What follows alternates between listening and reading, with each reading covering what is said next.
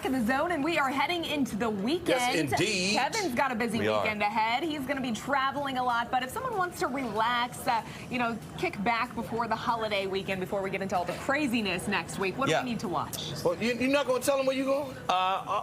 We'll keep it on the DL until... Come on, man. We'll talk about it soon. All right, because we don't have a lot of time. So there's a lot of things to watch this weekend. The first one up is a movie called Thanksgiving. So years and years ago, there was a huge movie that I loved in theaters called Grindhouse, which was basically Robert Rodriguez and Quentin Tarantino teamed together to make a double feature film called Grindhouse that brought back that Grindhouse feeling of cinema. And it was kind of like meta. So Robert Rodriguez's first film was called Planet Terror, and then Quentin Tarantino's film was called Death Proof. But in between those movies were 3 fake movie trailers directed by Rob Zombie, Edgar Wright, and Eli Roth. One of those trailers happened to be a movie called Thanksgiving. So 16 years later, Eli Roth has now made the actual film that he did that was based on the fake trailer he made for that movie. And it's a really cool concept. It's a slasher film coming out in Thanksgiving time period, very similar to the Michael Myers and Jason Voorhees type of elements. Okay. And I spoke to Eli Roth, and this cast is pretty cool. It also includes People's Sexiest Man Alive, Mr. Patrick Dempsey.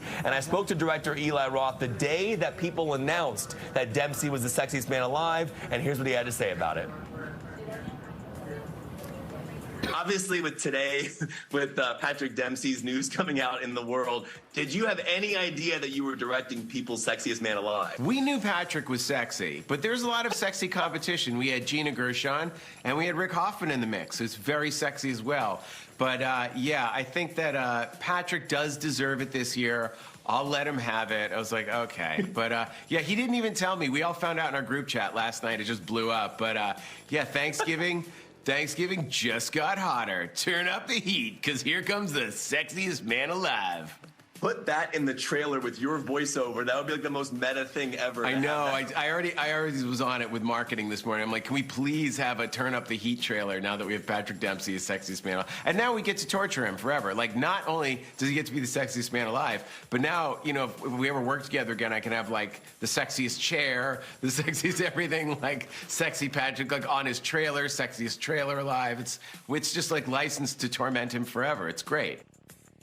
Eli Roth, the director of the new horror slasher film Thanksgiving, which is in theaters now. Now, the next footage you're seeing here is a new movie called Saltburn. This is a movie directed by Emerald Fennell, who directed a film a few years ago called Promising Young Woman, which was an incredible film that led Emerald to win an Oscar for screenwriting. Now, this new movie takes place basically at Oxford University. Barry Keoghan's character, kind of a fish out of water. He's new at the school. He meets Jacob Elordi, who you might know from Euphoria. Jacob Elordi's character is kind of a charismatic aristocrat who has this summer estate called Saltburn, where they go out to during the summer, and Barry's character goes out there not knowing what he's getting himself into. This movie is one of the most crazy, insane, wild, R-rated films I've ever seen. There's content in this film that I could not believe made it into an R-rated movie. And so I spoke got my entrance. Yeah, so I spoke to one of the stars of the movie, Rosamund Pike, who you might know from Gone Girl, but also Pride and Prejudice. She plays the mother of Jacob Elordi's character in the movie. I spoke to her all about what it means to play a mom in a film, being a mom in real life. Here's Rosamund Pike.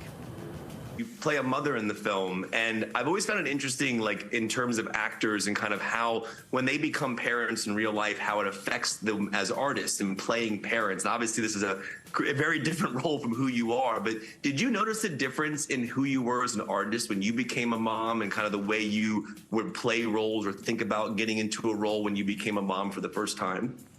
Yeah, for sure. I think becoming a mother is, is a life-changing circumstance in your life. There's a before and after, and I think what it did for me was sort of take away the last vestiges of any of any kind of pride I had, probably, which is a good thing for an artist. I think it kind of was the last bit that really freed me up. I think, once you've delivered a baby, you haven't really got much else to hide, and I definitely feel my work's got freer since having children, and I'm just really enjoying this phase of suddenly being a parent to kind of really charismatic and wonderful actors, having these children who are, not tiny, but they're formidable adults in their own right. That's really fun for me. I'm really enjoying it. Loved Rosamund Pike in Gone Girl. Her new movie Saltburn is in theaters now. And then real quick, Hunger Games: The Ballad of Songbirds and Snakes is in theaters today.